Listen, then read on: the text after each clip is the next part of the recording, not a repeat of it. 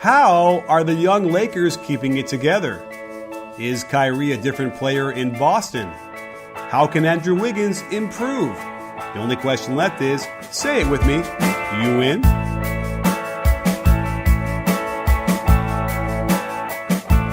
Hey sports fans, Coach Nick here, and welcome to the B-Ball Breakdown podcast / live show with, as always, joined by Dave Dufour at Dave Dufour NBA, who's an hour later these days in Arizona, a very strange time zone warp. But I'm glad you could be here, Dave, sneezing and all. Yeah, you know, it's I guess we're pushing 11 o'clock at night. Arizona doesn't have daylight savings time, so when everyone else's time change, we get all thrown off. You and I are half the year we're on the same time zone, and then during the winter we've got that hour difference. And so it's that hour makes a huge difference when you're waking up really early with a puppy. But you gained an hour anyway on Sunday, so you must be like on Mars. No, I didn't gain anything. My time didn't change. I don't touch the clock. It's great. Oh, I'm sorry. That's the whole point, is that you didn't gain the hour. Right. Okay. Well, all right. Well, yeah. Anyhow, here we are together at the same time, even though it's not the same time anymore. And we have things to talk about. And we have people who we're gonna ask questions or answer questions on Periscope if you're out there. We'll try and maybe hit over to Twitter as well if you're there.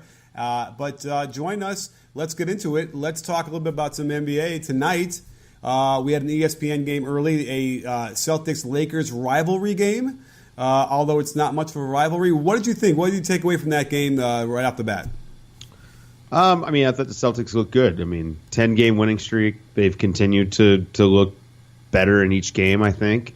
They had a big lead, and they almost blew it. The Lakers came back, and I thought that was really good for the Lakers. I think it's important when you have a young team to show some fight. Julius Randle really kind of sparked things for the Lakers in that comeback. He was the only guy who looked like he actually wanted to be in the game.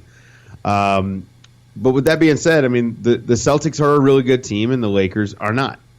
So, I wasn't really surprised by the outcome, but it was enjoyable to watch all those Celtics young guys, man. They never quit on a play. Their defense is impeccable, and they really share the basketball. It's impressive. Well, by the way, it was also a joy to watch the Lakers not fight and keep in there as well. I keep feeling like Julius Randle simply doesn't fit with what they want to do. There's just something about the way he plays.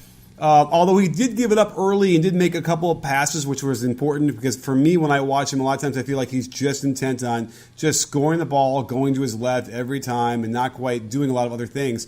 So it looks like they've gotten to him a little bit where he's now trying to do that.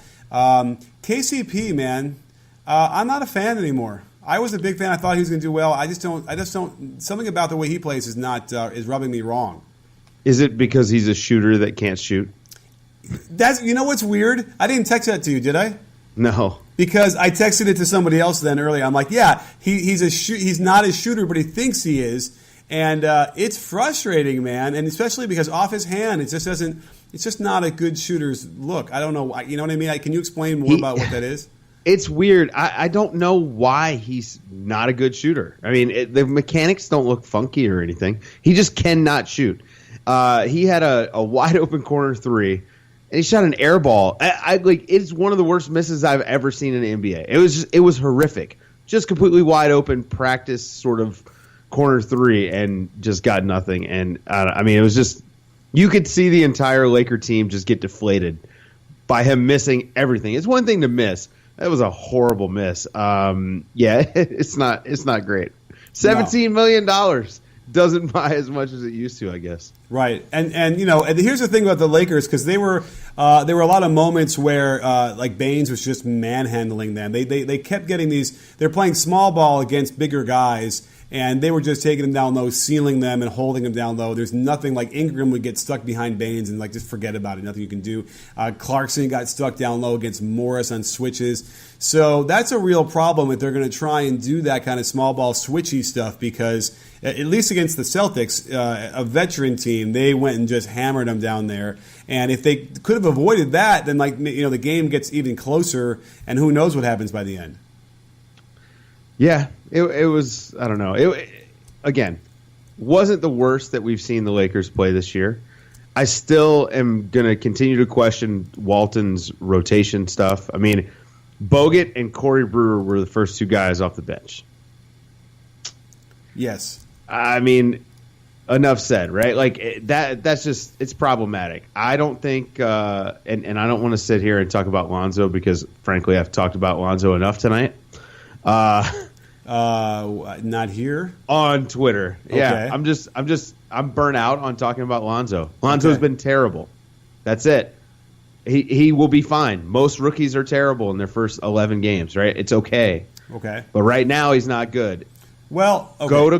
Go into Luke Walton. He's not exactly putting these guys in a position to succeed. And that's a problem. Part of it is I don't think he's got a real coaching staff. He's got a bunch of guys that he's buddies with, and I just don't think that's great. Like, who's the X's and O's guys there? Right. That is an interesting question. And I think it's also attention to detail. I kind of feel like they just, they're not quite, the spacing is not quite right for them. And then the timing of the action is also just not there. Now, they're young and they're learning or whatever, but he's been there for a year now. And a lot of these players, have been around, except for, I guess, Kuzma and Ball, which are, major parts of their machine. But there's no question that they need to get back to some sort of attention to detail, or he's got to figure out how to communicate that better so that they do it more. And then they'll get better shots, I think. But even still, there's something going on there. And with Ball, I want to say, yes, he had some terrible rookie plays, like just terrible misses and off balance and turnovers. But he did have moments where you can see what is going on and why everyone was hyped about him. So, and even defensively, there are moments too where he's doing some things that are really encouraging. So, I don't know. I'm willing to give him a huge amount of rope here before we get too negative on him. Right. I don't think that he is a starting level player today. And it's not because he right now, of all players in the NBA with at least 100 field goal attempts, he has the lowest effective field goal percentage. It's like 34.1%. He's like Anthony Bennett level offensive numbers right now. It's fine. I don't care. I think he's going to be okay. Again, you and I talked ad nauseum all summer. The guy plays the right way. I think his floor is backup player. So, that's already a pretty high start for a professional basketball player. Right? I'm not saying I don't think there's a complete bust potential. Right. Yeah. But he's not coming out of the gate like a lot of guys do. Yeah. Jason Tatum has looked really good. He looks like he belongs on the court. Yeah. And frankly, Lonzo doesn't. He looks a lot like Brandon Ingram did most of last year. Okay, that's kind of fair. Let's not ignore the 7 assists a game he's getting and the 7 rebounds or whatever. He's having a positive effect. Now, remember, Anthony Bennett couldn't do anything, and at least there's moments here where Lonzo's making an impact, and so we'll see. But let's go on the other side of the ball because no pun intended. Because I'm thinking about Kyrie Irving. Have you noticed? So my thesis is that Kyrie Irving is a different player in Boston. And everyone's going to look at the numbers, and they're exactly the same. He's not having any more assists or whatever. But I got to tell you, with the eyeballs, it's different. He looks like he wants to facilitate more. The role is different. But yet, what I'm getting to is that it's like every Cavs fan does not want to even entertain that idea because it makes LeBron potentially look bad because he was maybe holding Kyrie back. Is this a phenomenon you've noticed? I'm with you on the eye test. He does look like he's working harder. It looks like, especially on defense, he's working harder. The numbers are very similar. But, yeah, I don't know that he's playing better. Remember, he was really, really good last year. I just think it's everyone around him moves more, and it actually makes it look like more is happening. If that makes any sense, does that make any sense? He's scoring a lot more within the flow of an offense, and maybe that's why the eye test is the way it is. His defensive effort has been much improved, but on offense, the offense was already he had the offense in Cleveland. Well, he had it, but here the role was different. So he played a real traditional shooting guard, basically. In my eye, he never. And there were stretches in Cleveland where he wasn't passing. We've talked about it before. He was just going to that hole, and he was going to ignore any other open shots, open passes to shoot it. And here, it's a little bit harder now to guard him on that because he definitely has more of an eye as he's scanning and looking to make the pass. And so now the defense has to be a little bit more on their toes. He's still getting his ISOs, so that looks very much the same as he did in Cleveland. But there is a lot more movement, I feel like, anyway, as the system goes for Brad Stevens. But I just think that he is existing in this offense differently. And I don't know. I have to imagine, because by the way, I checked the potential assists and passes per game because I'm like, it's got to be higher. And it's not. It's not higher than it was last year. That said, he's playing a little bit less per game, which gives him some more energy probably to play defense better, which is big. I do think it's less of a statistical thing and more of a feel thing for me, what I'm watching. And I do find it really interesting that all the people from Cleveland, would you be yelling at me saying, I've never said anything positive about Kyrie until now, which is like absurd to the nth degree. And at that, like, the implication could very well be, even though I'm not saying it, that LeBron was holding him back, and if maybe there will be a video on that coming up soon that has that title. But never mind that. I'm not saying that now, but I might say that in the video in a minute. So, Again, I think it's we're being tricked a little bit by the eye test. His performance is. I mean, I'm looking right now. He's actually so far this season his per 36 numbers. His points per game are down. His shots are down by, I don't know, 0.3. So basically same number of shots. He's not shooting it as well from the field or from three-point land. He is taking a fewer free throw a game. He does have about one more steal a game. So, but other than that, his numbers are almost identical. So right. I think that this is the eye test tricking us a little bit. And again, it's because things look a little bit more cohesive. Okay. It's not just, hey, I'm going to take a turn dribbling around and then passing to someone. Now, LeBron, you do it. You know what I mean? Like, I just think that's what it is. Okay. I think that you and I have a bias toward teams that play the way Boston do, where there's a lot of cutting and a lot of off-ball movement and things like that. Kyrie has been good, but he was good last year. So I think he's just they've blended him into what they already do pretty well. Yes, and it's been on him as well. He's made that transition very nicely. He's also, if you believe what he says in the press, has really enjoyed having Brad Stevens as a coach and I believe that. And so, and by the way, it is shade to Lou. It's shade to LeBron. I mean, that's what I'm reading into that, or I'm choosing to read into that as well, because he didn't talk like that when he was in Cleveland, and that's understandable for a guy like him who wanted to be a different role anyway. He's going to feel that way. So we'll have to find out how this plays out for Boston. Do we feel like, they are, especially with Morris back, they look better already. They certainly are the prohibitive favorites to be number one in the East. And are they going to beat the Cavs in the playoffs? It's insane, man. They're so deep, and even without Hayward, they look really good. They're very cohesive. Al Horford, criminally underrated. I know he wasn't in the game tonight, but right. I mean, he's just been so great defensively and offensively this year. It feels like it, man. It's crazy that a team that added 11 new players during the offseason could come into the first couple weeks of the season and look this good. Now, they may regress to about where we expected them in the low 50s in wins or whatever. But it's amazing that they don't look like they miss Hayward at all. And you can only imagine how good this would be if Hayward was out there. I think that right now, if you're looking, they've got the best record in the league. So it certainly feels like they're on the way to the 1 seed. It's crazy. Yeah, and because they're so deep, you might want to head over to some fantasy basketball and pick up some of their players if I were you, because you might get some value every once in a while on some of those nights when you see, like Horford, for instance, sits and guess who? Aaron Baines. Really good numbers. 21 points and 9 rebounds tonight. Yes, and if only there was a place that we could go to play fantasy basketball, like somewhere like DraftKings.com, you could have made some serious money. And if you listen to our podcast and watch my videos and follow you on Twitter, you'll probably get even more really interesting insights into guys that night who will give you the best value. Sure. Right, Dave?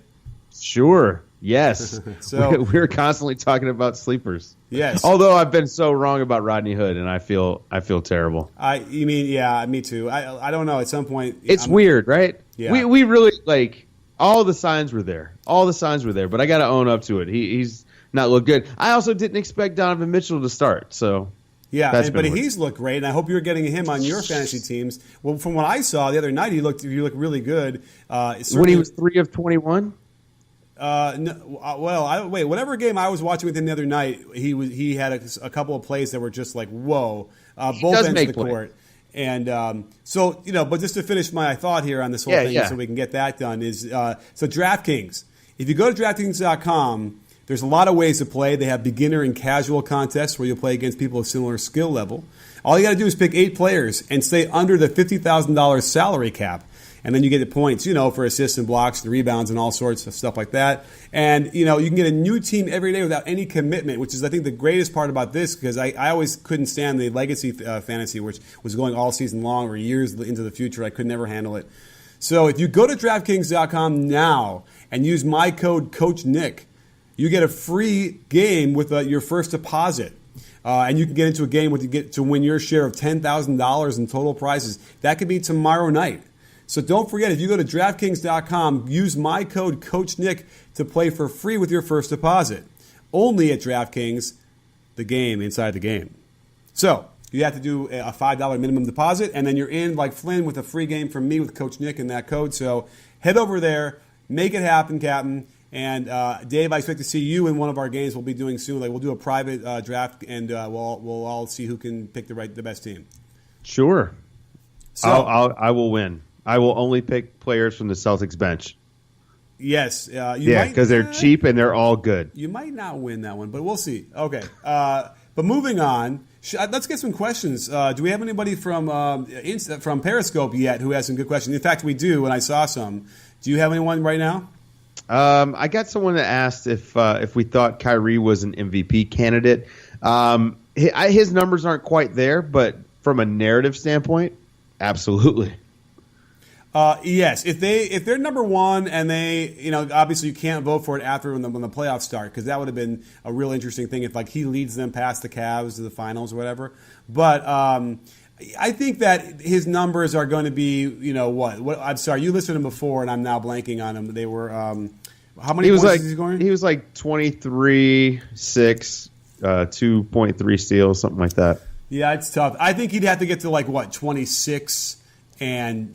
Probably. 8, right? Yeah, probably. I think if we're picking a MVP front runner right now, it's Steph or it's hard to say Giannis because the team just hasn't performed, even though he's been amazing.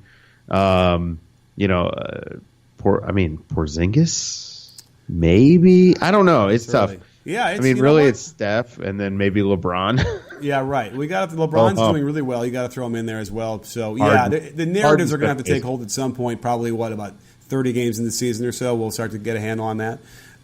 So we'll see. So as of now, I would agree with you. He's not quite there in that discussion right now, but it's still a really great feel good story for the Celtics after the terrible injury and now that they're winning so much. So let's see here. What's next? I saw some other ones here. Do you have one? Here's one. George 34 Marks asks, do you think that Rondo will help the Pelicans when he comes back? No. No. No. Is it because they're already just too far from help? Yeah, but also, I get Rondo was great in the how was it, 2 games last year in the playoffs before he got hurt? But when he comes back, it essentially forces Drew Holiday to play out of position. And it's true. Listen, man, that team is going to live or die with Boogie and AD, and Boogie has been really, really good. As a matter of fact, Boogie might even be an MVP candidate. Okay. If they make if they're a top 5 seed, which isn't going to happen, but I don't know. He just frustrates me either way, and I don't know why because I like the skill level and he does well on offense. I think it's just a transition getting back on D. And that's only like some of the time, and then where it gets exposed, it's a problem. But for some reason, that rubs me the wrong way, and I don't really know why. Is it like he's complaining to the refs at some point? He's not gunning down. There's something about that drives me a little nuts, and I'm probably too brutal on him more than I should be. Yeah, maybe. I don't know, man. I think we both kind of get frustrated at the same thing when a guy is actually really talented despite some flaws that would be easily corrected. Yeah, it's frustrating as hell. Boogie Cousins has like Hall of Fame level talent, and a lot of the issues he has are about effort and attitude. Yes, exactly. And so, two things that are easily fixed.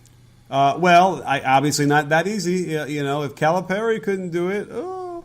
So at any rate, we have some other questions here. First of all, Worldwide Wob is out there. Rob Perez, my buddy, who's left me for the other coast. So we expect to hear a question from him at some point. But Mark A. Gunnels, another connection we've made on Twitter, is now over on Periscope asking us, what's your takeaway on Andrew Wiggins thus far? I think Tibbs needs to do more action for him. Well, we got a chance to see him tonight. What do you think? I love Wiggins' offensive game. He's got a spin move that he busts out in traffic that is just, I mean, it's electric. And then he had that amazing finish tonight, kind of around JaVale, where he didn't use the glass. It was just incredible touch. So offensively, I like Wiggins a lot. It's the defense that I've got huge problems with, and I can't figure out what the issue is. It's sort of like, I mean, with Karl Anthony Towns, I can tell you it's he has lack of feel on defense. He is always going for the big play, and that gets him out of position a lot. So those are the problems with Karl Anthony Towns. With Wiggins, you watch him and you feel like he should be playing good defense. There's nothing that is super glaring, but he falls asleep when he's off ball, especially weak side, and you just can't do that in the NBA. And so there's that. And then, you know, sometimes I think he overplays on the ball and things like that. So if Thibodeau can figure this out, Wiggins is going to be really good and worth that max. But if he never figures out the defense and he's just a 20 to 22 point a game scorer with no defense, is that gonna be worth the max? I don't know. Right, and meanwhile, you know, the Timberwolves are. I think it's reflected by the loss. Yeah, they're 7-4 right now, so they're actually doing well, and they're winning some games. Well, I'm putting that on Jimmy Butler though. I didn't like Jimmy Butler's defense tonight, by the way. Tonight it was not good. It was not good. But in the other games, he has been good. Yeah, and it's weird to me because normally your defense isn't hot and cold, right? Normally you're pretty consistent if you're a defender, you know how to play defense, you're going to give us a lot. And that was weird to me. I don't know if Jimmy Butler was sick or what about it, but something was off with him. I need to check the box score. Did he do well on offense tonight? Probably not. Should have had weird. a box score. So we'll have to find that out. Any other questions you got from Periscope? Let me look. Why does Steve Kerr play all 13 players? That's one for you from Jay Varela. Well, we've already answered that question, I think, a couple times in the podcast, right? Basically, I think he doesn't care if he's 12-8 the first 20 games, as long as he can play 13 guys to figure out what he's got and give everyone a shot. I think that's, it's good coaching, right? Yeah, I think it's a little bit of everything, right? It's like the pop stuff where you're getting your bench ready. It's also some forced adversity. If you're having Kevon Looney out there in crunch time, you're going to run into some trouble. Although Kevon Looney every now and then does some amazing stuff, which you just don't realize that he has in his game. So yeah, it's sort of like strength in numbers, which someone just put in here. It's playing all those guys keeps everyone ready and on their toes. But you watch how Omri Caspi plays, and you just realize that guy needs to be in the short rotation. He needs to be up there with Livingston and Iguodala. He needs to be getting 20-something minutes a night. But so does Bell, right?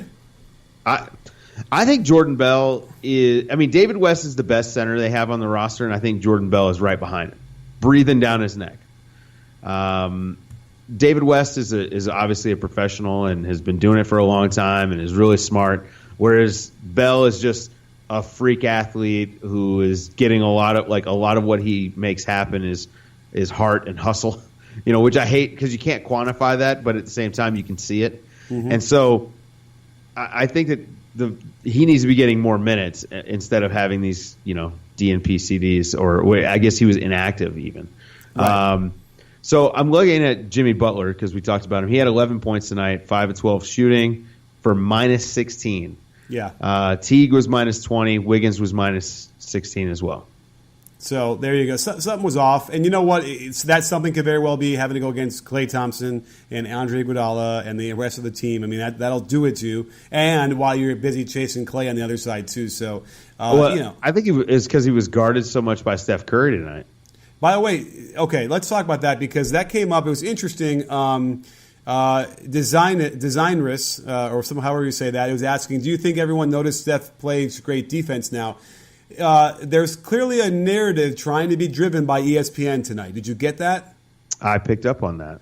And so they already had a pre-canned interview with Steph. They set up Steve Kerr with the question at the timeout. But I have to tell you, I felt like Steph, brought it and was showing it. Maybe he knew it as well. But didn't it seem a little bit strange? Jeff Van Gundy had a little monologue too, going to commercial about it. Yeah, it seems like ESPN's finally catching up to what you and I have been talking about for the better part of a year. Steph Curry is a really good defender. Yes. Listen, I'm going to have to toot my own horn, though, because it's been more than a year. And right, I think I did that. Well, for you, yeah. Yeah, and I only want to do that because I've still taken so much shit for that it's like it's not right. It's wrong. But yes, he is a good defender. Okay, if I said elite, I'll come clean. And by the way, I'm going to blame Rob, Worldwide Wob out there, because when I was looking for a title for my Steph Curry defense video, I was like, I don't know what I said. I texted Rob, and he wrote it to me, and I still have the text probably, where it said, why Steph Curry is an elite defender. And I shrugged. I was like, okay, I'll use that.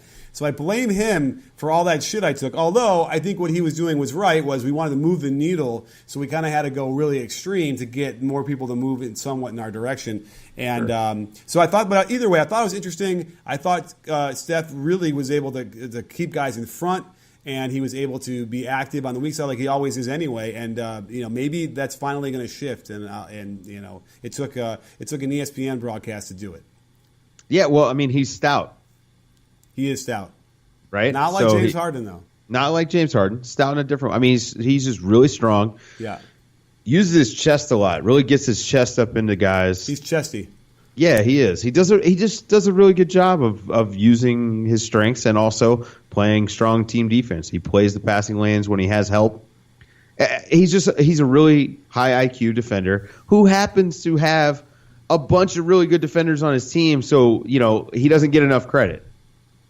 Right? Like, I mean, he's got one of the greatest defenders of all time, Draymond Green, on his team. So he's not going to get credit. And by the way, there were a couple of times when he was guarding, I think, who is it? Not Wiggins, but he was guarding Butler. And, and Draymond just came over and shadowed right next to him, basically like somewhat double teaming him. And that's how smart Draymond is, but it's also how stagnant the Timberwolves offense was, where like literally Draymond didn't have to guard anybody because they weren't moving very much, and it was easy for him. So I think it was an interesting, confluence of all those things. It's definitely worth. I want to take a really deep dive into Minnesota to figure out what is going wrong. Or I mean, it's not wrong if they're 7-4, but I like to see a little bit more of what's bothering me, maybe what's bothering you, to figure it out in more concrete terms. We have a good question out here though we could move to, which would help us pivot, which is. Oh my goodness! Howdy Moose asks: Is the Thunder overhyped by everyone, or just let's talk about the Thunder? It's been a weird fit so far, to say the least. You and I have commented on a regular basis about Billy Donovan's questionable offensive coaching, and there's a certain point where you have to look back and you have to say, okay, so.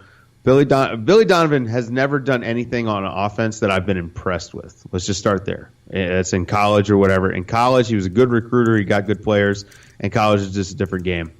In the NBA, I've never seen him do anything beyond a pick and roll or like bringing guys off a pin down. Just basic stuff. There's nothing, no beautiful game aspect to what Billy Donovan coaches. And you don't have to do that, right? It's not necessary. It's not a requirement, but it would help. Right. But Scotty Brooks we had the same criticisms about him. Now, at a certain point, you got to start looking at the personnel and say, okay, so what's the common denominator? And, it's Russ. Now, with that being said, I have watched Russ try to get people more involved this year. I've watched Russ's improvement on defense. He's engaged when he's off ball. When he's weak side, he is now actually in the play. He's not leaving his man early to get a rebound. He's actually playing on the defensive end. Okay, he is. But the offense is atrocious. There's a lot of standing around. Well, let's talk about that for a second, because if you look at the rating right now, probably when you add Paul George, they're second in defensive rating. It's early, but they're second in defensive rating. But they are 19th on offense, which has got to be an all-time low for them in the last 6 years, probably. Because even last year with a not a talented offensive roster, I think they were better. If only we could press one button and look. Their offensive rating was, it was 16th last year. I totally missed that by the end of last year. So we've already seen this issue. What's interesting, though, is, Donovan's trying. He's getting all the action that they want, that the normal action that Paul George would be used to, a lot of pin downs on the right side, and then a lot of just cross screens. And it's almost like every time they run their offense, it's like Paul George is getting a cross screen to the low block from one block to the other block, basically. And I thought it's interesting to me because it's almost too common. They're doing it too often now.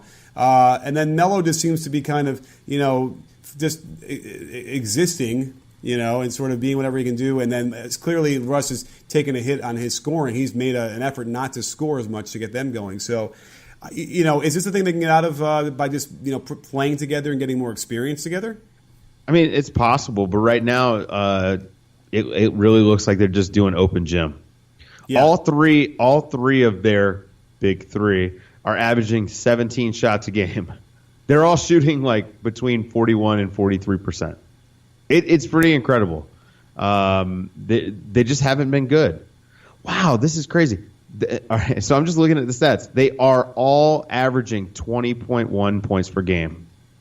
Oh, wow. Exactly. So that's like end of the days. That's weird. So that really makes it feel like it's your turn, my turn, your turn, right? And that's a problem. We've seen this before. We've seen how this works out. Now, what's crazy is their net rating as a team is actually positive. They should have a better record. They lost a couple of close games that they probably might have swung the other way. Which last year they had the opposite, right? They won a lot of close games, compared to how many they lost. They won an overwhelming majority of their close games, which is part of why Russ, got MVP. But it's problematic to say the least, and I think they've got to have a real come to Jesus conversation on the offense, and maybe even consider trying to find a guy to come in there and coach the offense if Billy Donovan just can't do it. You and I have talked about the front office needing to empower Billy Donovan or any coach that's in there, and I think that's still the case. He's got to have some sort of say in what they do on the court. Otherwise, this is what you're going to run into. Yeah. It's going to be a David Blatt situation. I agree. And then as a result, it's going to be a problem because, if this keeps going and they're 500 or whatever, Paul George is already in L.A. probably the way this is going, and that's a problem for them. Melo is one. Is this his last year, too, on the contract? Well, he's got a $27 million option for next year. There's no way he is opting out. Right. So, they're going to be stuck with, him and Russ. So, yeah, they went for something. I don't think it's working out. I don't know if it's going to change. And, at some point we might have to take a step back. I just don't want to be involved in the whole Russ hating thing right now tonight. But, at some point you got to look around and realize, what is the common denominator, like you said? What is causing some of these issues continually over the years? I know that maybe KD gets some of the blame as well and deserves some of the blame, but I don't know. At some point, we're going to get the tell-all book, and they're going to talk about something, and it might end up being Russ and the culture around that. So we'll see. Yeah. Another question? Anybody out there? Let me look. I see one. Thoughts on the Spurs' success without Kawhi and expectations on how much better Kawhi has gotten? That's from Momo Me Ready. Yeah. Well, so Pop came out the other day and said that he's behind schedule, that the rehab has not gone well. And that's troubling to hear. That quad injury, the tendinopathy, you don't want to hear that a guy's behind schedule with something like that. Because it could be something that keeps him out all year. Yeah. And that's, no one wants that. I almost feel like anyone would. If it got to like halfway through, maybe the Spurs just shut him down. Like when I could see them just being that way and saying, you know what, we're not going to risk his future. I need to get Jeff Stotts on the show again to talk a little bit more about what that rehab is and what tendinopathy really is, because it's still a mystery to me. It's an overuse injury. Okay. Of that quad tendon. Now that is the same exact tendon that Tony Parker tore. So that's interesting. Yeah, it is. Now, I mean, it's not like it's an uncommon injury for basketball players. I mean, it's a quad dominant sport. But this is why they're going to be very, very conservative about bringing him back. I mean, you use your quads a ton in basketball, and especially at this level. And so, I fully expect that they will just take their time. And I think I'm with you. There's a certain point where they may just say, we're going to shut it down for the year. Reggie Jackson had a similar issue last year, and you remember he just never looked right. Right. And it was like he needed the summer and doing nothing. So I mean, I'm hoping he's healthy. But with that being said, the Spurs look pretty damn good because the Spurs are going to spur, and we just death, taxes, and the Spurs winning 50+ games is about the only thing that you can guarantee in this country, unless you're rich and then you don't pay taxes. But if you watch what the Spurs are doing, Danny Green has been incredible. Player of the most improved player, incredible. He somehow learned to dribble. I used to hold my breath when he would dribble, especially into the lane. He's looked really, really good. And then Aldridge has been fantastic. And then getting, like we've talked about before, running down the court hard, getting deep, sealing early, getting touches early, scoring easy baskets. And so, yeah. Yeah, it's funny because on the earlier part of the season when I was watching some of the Spurs stuff, it didn't look good to me. And I was really concerned because it felt like they really needed Kawhi. It wasn't working that well. But certainly in the last several games, they've sort of starting to figure some things out and making life difficult for other teams. So, it's not surprising that Pop is probably getting a better handle on what rotations they need to get out there and how they're going to attack and what sets they're going to run and really get that refined. So, yeah, even without Kawhi, they're going to compete and they're going to be right there in the, I don't know, it's still they could be top 4 or 5, easy.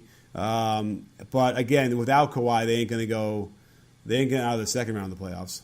No, and the first round may even be a struggle. Yeah, so that's a tough one. Well, listen, I think we got another great podcast in the books. We had a lot of great questions and a lot of great people out here contributing. So, Dave, it's, as always, not surprising, but always a pleasant experience to get a good podcast in. Yeah, it's been too long. We went 9 days or something. Oh, yeah. Stop going out of town. All the sponsors are clamoring for, more content, so we got to get back on it. You're going out of town? No, I said you stopped going out of town. I know. I'm now stopped going out of town. I was out of town last night. And stay tuned for that. We filmed with the BAM, official testers of the NBA for strength and conditioning and all that stuff. And so we had really cool filming. We're going to continue to refine and start to get that to market. So stay tuned for that. My podcast, if you just are joining us, I launched a politics and culture podcast you guys have to listen to. It's called Can You Hear Me Shaking My Head? And right now, you can find it on my timeline. I'll keep tweeting it out. It's going to be on iTunes as soon as I get my second one uploaded and ready to go. But check it out. It's interesting stuff. Dave, what do you want to shout out? I guess just my podcast on the NBA with Dave Dufour. And, follow me on Twitter at Dave Dufour NBA. Yes, and as always, make sure you like and subscribe to us on iTunes here, the B-Ball Breakdown Podcast. And I don't think there's anything else I can tell you besides, don't forget, sports fans, at B-Ball Breakdown, we're not a channel, we're a conversation. You in? Are you in, Dave? Yes, I am.